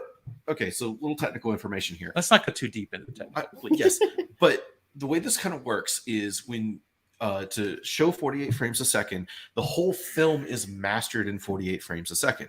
So if there's sequences in 24 frames a second, what they literally do is they double every frame. Because you have 48 frames you have to fill, but you only have 24, you literally double it. What we noticed is whenever it would switch back to 24, whether we were just accustomed to this normal, more high frame rate, or maybe it was the DCP itself, it looked more juddery. It was very distractingly juddery. Like, we watched 24 FPS all the time, and it was like, holy shit, it felt like my computer is lagging. Bad. Now, this is what is interesting about that, because if you look at the current numbers, the reviews out there and that kind of thing, it's really high. But I think there's two things at play. You've got this, it's been 15 years since the first movie. Almost, yeah. So you've got 13, a whole group of people especially like in their early 20s, for example, that are reviewing stuff on social media that didn't experience the first movie in theater. Well, I mean, unless they went to the re-release. But not that many people went. No, not many people did. So for them, this is that first Avatar immersive experience in theater. So if this was the only experience in the theater I had like that, and I hadn't had the first film, this would still be the best. It would still be the best. Especially like you mentioned earlier, how no other film has copied it. It's not like Avatar was a big...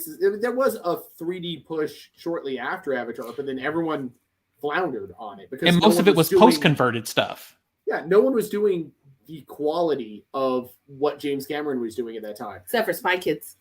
Except for Spy Kids. So you don't get this experience at home with the first movie. No. So they have not had anything no one has a 3D close. TV anymore. Exactly. And even if you did, it wouldn't be the same. I had one. That shit on an IMAX screen was enveloping. It was, but let's keep pushing forward on the point, because we got to get there. So when I look at these reviews and I see these critics losing their mind over something that I see as very flawed, I get it, because they don't have anything that's done to the level of what we've seen to compare it to. And this movie, Flawed, is still better than anything that's been out in 3D in the last 10 years. There's nothing that compares to it. Yeah. Even with the bullshit HFR that's in there. It just, so I get that part. So then we go to the story. And you remember you remember in that first film all the wooden dialogue, and boy, it's back, baby. It, like, I had hopes, because James Cameron is the king of the sequel. I mean, this guy can come in. Terminator 2. Yeah, this guy knows how to come in and do a sequel. So I thought, okay, he's going to really do a better job. But everything you hated about the script in the first film is multiplied by 8 or 10 or 12, because this thing is so stacked with characters. There's too many characters in this movie. Yeah, and none of them get much to do, because they're just jumping between this character and that character and this character. It's also lost. Not like Neytiri gets fucking lost.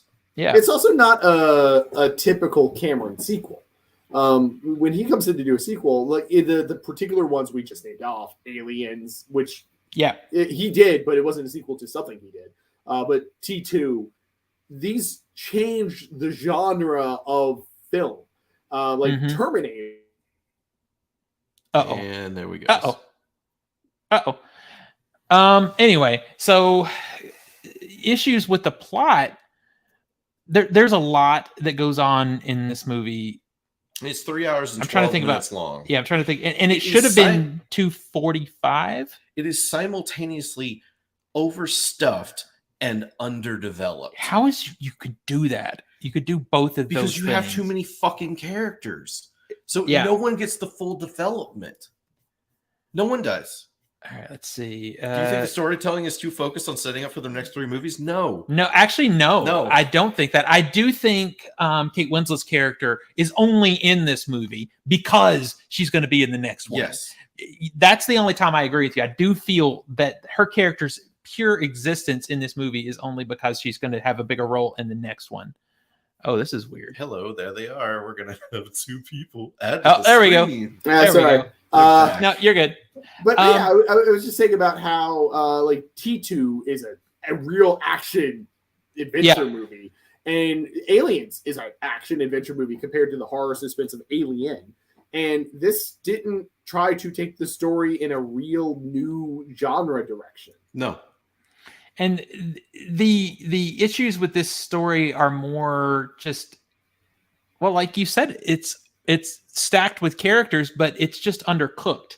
There's 2 characters in this movie that once they appear and you get the gist of their what their character is in the first act to the first half of the movie, you know how the movie's ending. Yes. You know what's going to happen because these characters have been so overdone. They're such an extreme formula. That's how I knew. Like the first 20 minutes is just a very big level of exposition. I mean, it's a lot. The entire story is told by exposition and narration, and I hate. You know how I feel about that. I hate that.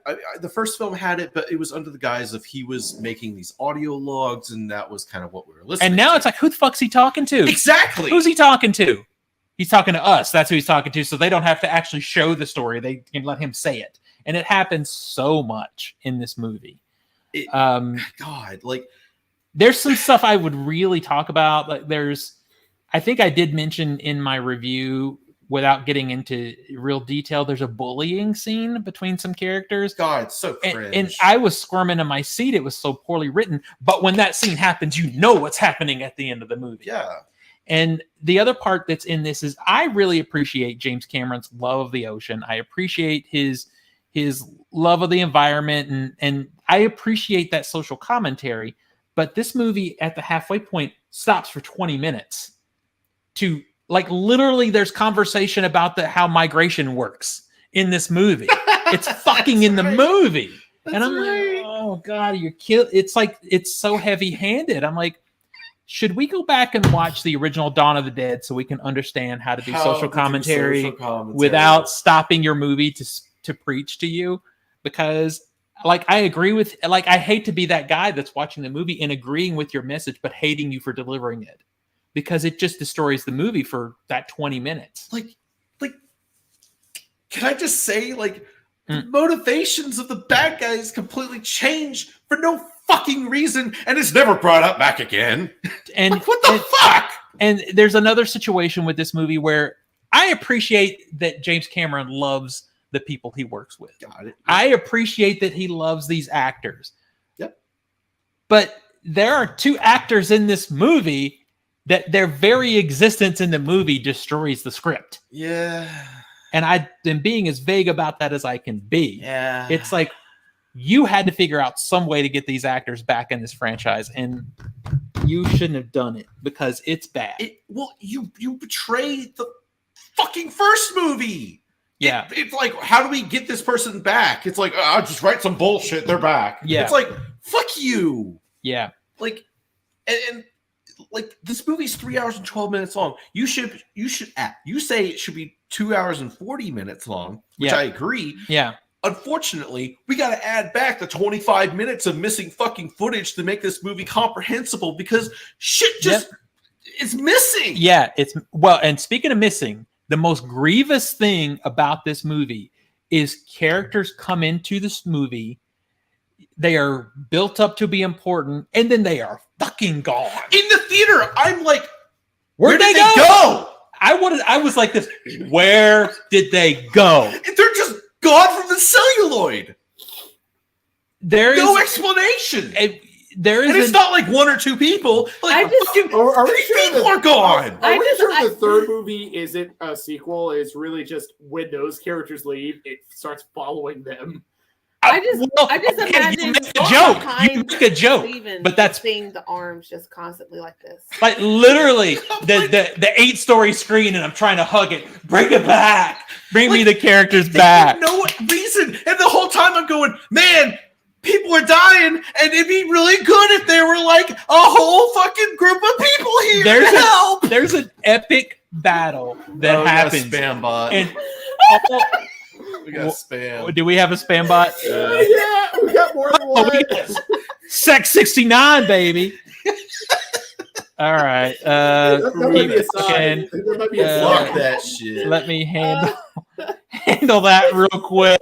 Wow. That's the worst. But this isn't stuff to where we're like sitting around at lunch afterwards, because we had to go see this movie at fucking 9 a.m. in the morning, and we didn't get out till almost 1. And we're going, hey, wait a minute. I'm in the theater going, what is happening? Yeah.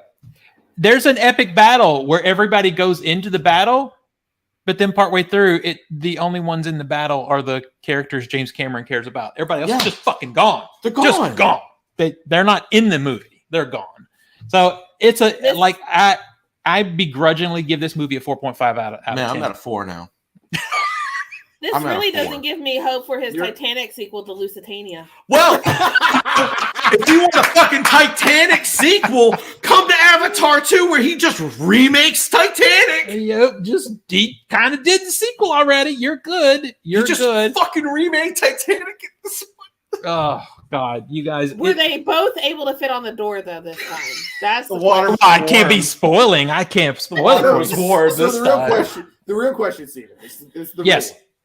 Yeah. Of the 2 Disney-produced water people big budget franchise movies of 2022, which one is the best? What was the other water people movie? Black Panther. Oh, Black Panther. that's really gonna hurt. Black Panther. That's really We gonna got hurt it, you saying boys. that. Oh, I think I might agree with you, and I didn't even see Black that Panther. hurts me a little bit. I'm not gonna lie. It does hurt me. Oh, I God. mean, is it? I'm so like, how dare you? How dare you? Is Avatar 2 like?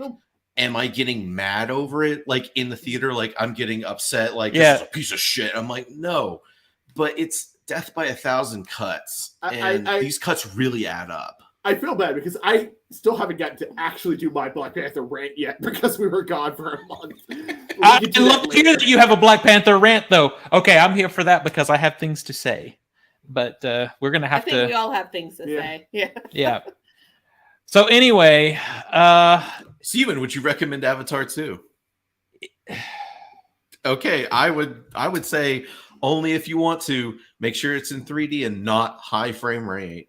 That's the problem I have with this though too is like if you want to recommend the experience of the good bits, like go see the 3D experience and high frame rate, you get the visual experience. It's still 3 fucking hours. Yeah, it is. And 2 hours of that movie is in HFR. I just wish it's bad. I just wish it could have been like, all right, this sequence is going to be all entirely, or like treat it like IMAX. Like, so there's a few moments in it where it looks okay. Like the one moment that really stands out to me that I actually dug it is there's a moment where one of the characters is asleep and laying in some tall grass, and she's not moving because she's asleep, but that tall grass is blowing in the wind for that 10 seconds. I'm like, shit. You're really selling it. That's beautiful. I think the underwater stuff looks great. It looks really good. Especially like, I'm sorry, but I think high frame rate works underwater most of the time, not all of it. It works a lot better, that's for sure. I will say, as at the end of the film, what happens at the end, and then it's still in high frame rate, it looked really bad. It looks very. And I honestly think that's why he did the high frame rate to begin with, is because it does work for the underwater parts. And I almost feel like in trying to read the tea leaves, if only the underwater parts were in HFR, I'd be down for that. I would be down for that too. But he may be thinking, well, it will be super distracting. At least if it's been in the whole movie, you kind of settle into it. Yeah, but how much of this movie's underwater? Like an hour? It doesn't happen till you don't really go to the water people until almost 40 minutes into it or something. 45 minutes, something like that. Yeah. Like we don't see water for like an hour. Yeah. Yeah. It takes a long time to get there. It takes a long time to get to the way to the water.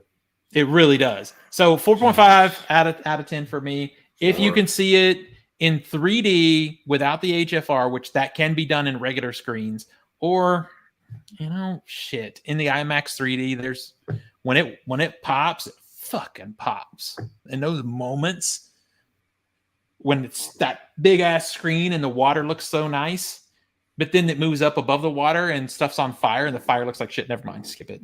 Fuck it. I will say, just go watch Black Panther. Fuck it. They did improve the fire until the very end. You don't have to watch Black Panther. You're good, guys. All right, real quick, coming out this week if you want to buy some stuff. Tar is out on 4K. I fucking love that movie. The Banshees of Inisherin is out on Blu-ray. I fucking love that movie too. House of the Dragon Season 1 is on Blu-ray and 4K. Haven't finished it yet. The Taking of Pelham 1, 2, 3 is out on 4K, and that's a great movie. And War Games is out in 4K, and that's also a great movie. So there you go. Buy some shit.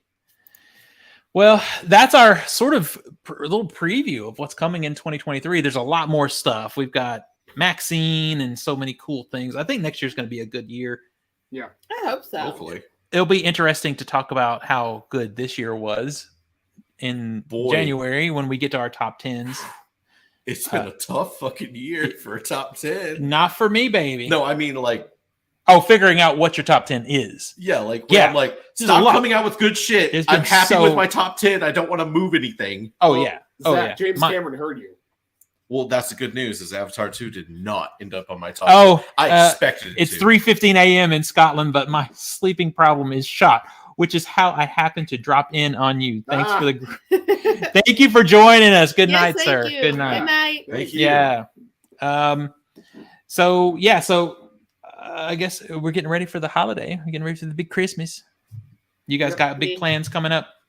We have a newborn. I am literally spending most of my Christmas in the NICU. Oh, good for you. Nico, I don't know if you've had time to have any kind of comic book recommendations. No, I've not had time to have any. Yeah, I didn't think so. I was hoping you were just go right over that. But no, well, I almost felt like, that would be rude just to assume. I am super behind on everything. Got it. So I guess we'll let it slide this time because you're still baking. I told Zach that you still cook. You still got the bun. It's technically still in an oven. Yeah. So we're getting there. All right. So let's bring this thing to an end then, because I'm hungry and I got to pee. I don't know about you guys.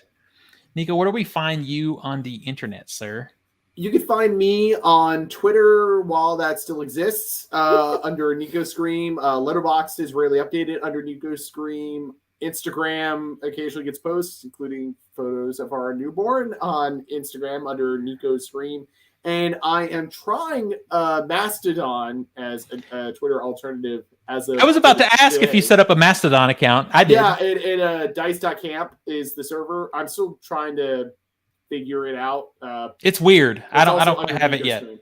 Yeah, it is interesting. It's like a siloed Twitter experience because Mastodon has different servers that you could go to. But mine's the one I joined is primarily based on tabletop RPGs. But if you're on Dice.camp, Nico Screen, and occasionally photos of our dog on Instagram at the.shadow.pepper. Okay. Tina? You can find me on most major social media sites under Cheddar Popper. That is CHEDRPOPPR. Mm-hmm. Yeah, me and Tina be sharing videos on TikTok now. Yeah. Zach, where do we find you, sir? You can find me on Instagram. I'm Master of the Matrix 91. You can also find me on my Letterboxd, Master Z91. And you can find me probably at the movies this weekend watching either Babylon or The Whale. And maybe both. Yeah. And maybe both for me. Yeah. Get me that whale money. What number are you at, Steven? I'm at 99. Yeah, I'm about to see my last movie. I'm about to see my last movie. And I decided I think my last movie is going to be Babylon because for better or for worse, I think it's fitting because it's. I mean, it's only 3 hours. Only 3 hours long. Another 8 3 minutes. So that two 3-hour movies within a week of each other. That's a lot. Yeah. But if you want to follow me on my journey of pushing 100, trying to see 100 movies in the theater in 1 year, new release, hard mode. Oh, I'm sorry. New release. Sorry, I still saw 100 movies in the theater, asshole. New releases here, baby. Go over to OTS Movies on TikTok because I post over there quite a bit. Then OTS Movies now on Letterboxd. I do try to review stuff. That font is real small, Letterboxd though, so prepare yourself for typos. Anyone who knows you is not surprised. Yeah, exactly. That's how anyone who's ever received a text message from me knows what to expect on Letterboxd. But I'm trying to edit them a little bit. Anyway, I'm getting ready over there to do a ranking of my top 100 of my 100 films. That's hard. It's hard. It's hard. The bottom 20 is kind of easy, but moving forward from there, because then everything is like the same, and you're just like, God, it's so minute. Yep. Like, who cares? Yep. So I'm working on that. So that's probably something that's going to happen over there. So follow us on our social medias, and we'll see everybody next week. Bye, everybody.